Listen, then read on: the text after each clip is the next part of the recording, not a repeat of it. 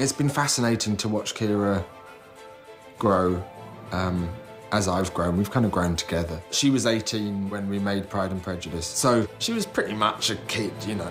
How can I ever make amends for such a baby?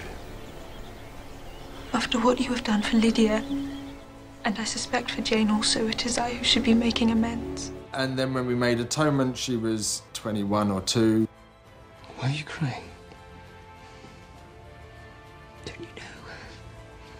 Yes, I know exactly. And now, as she matures, she's become this incredibly strong woman and utterly fearless as well. It was those qualities that I really wanted to bring to the screen in this film. The whole process of this has been completely different from any other of the films that me and Joe have done together. Before, he was basing it in reality, and so the homework would have been to go away and really look at the period and what was going on politically, socially at that time period. So we did that for both Pride and Prejudice and for Atonement. In casting Anna, there were no choices. There was just one place to go, and that was to Keira Knightley. I remember the book as being just incredibly romantic. That's what I love so much about her. Dance with me. I'm not used to being spoken to like that by a man I met once at a railway station. She's wonderful to work with. She has a real calmness on set. She has a serenity that she's lovely to be around. She obviously has a very good relationship with Joe and has, you know, worked with him several times. I think he's a sensational director, and the opportunity to work with somebody like Joe is something that doesn't come around every day, so you've kind of got to go for it. Look up and the scene.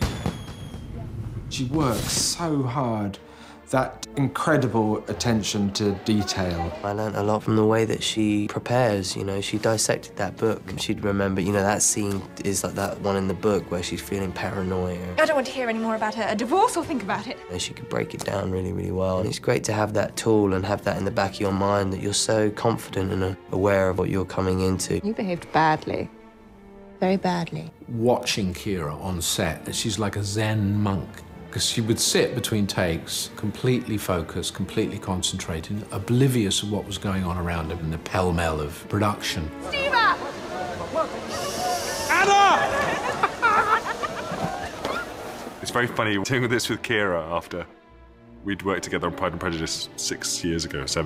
Could you expect me to rejoice in the inferiority of your circumstances? And those are the words of a gentleman. It's fantastic fun having polar opposites, you know, the mad brother and sister. She's so totally mesmerising, which is what Anna Karenina is. You know, in a room full of people, that your eye is going to be drawn to her. Since the first day I met her, she's just happy, and she brings a lot of warmth every day here on set.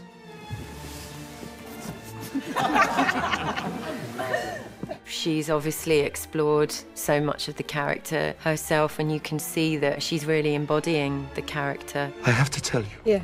I have to tell you, you behaved improperly today. She knows this book inside out. She knows the character inside out. So we're just trying to find and help her make Anna look the way she envisaged her. I think she's best in Joe's movies, is they know each other very well. Keira in real life is one of the most likeable people you've ever met. You know, she's incredibly sweet. And yet, when she's on screen, she understands the darker places that some of us can go to. And that was definitely necessary for Anna. I think the biggest thing for me in playing her was actually accepting that she's an anti-hero as much as a hero, and accepting that there is a judgment in the piece of her actions, and it isn't necessarily a positive one. Do your mother want you to marry the widow or the child? Either one. Well, don't joke about it. I think ultimately everybody understands her, and even in her madness, you understand how she's got there, and you love her for it, and you care about her for it, but that doesn't mean that the behaviour is always nice or innocent, because it isn't. Do you think my husband will make you a present of me? Leave him. Leave him and be your mistress? Yes. She understands mental complexity as well. For me, she's unquestionably one of the greatest actresses that we've produced. Mother Sirouche. I would die for him. I won't live like this for him. It's kind of marvellous to see how she has developed as an actor and as a person, from the 18-year-old in Pride and Prejudice to the 26-year-old woman we're now working with. You're afraid. Well, I'm not. My view of Anna Karenina has changed quite a lot, and And a lot of the times I didn't like her. And then again, I've completely understood her and loved her at the same time. And I think that's the beauty of the character, you know, is that you can hate what she does. She's duplicitous, she's deceptive, and yet she's also kind and loving and honest at exactly the same time. It's been fascinating trying to kind of capture all that.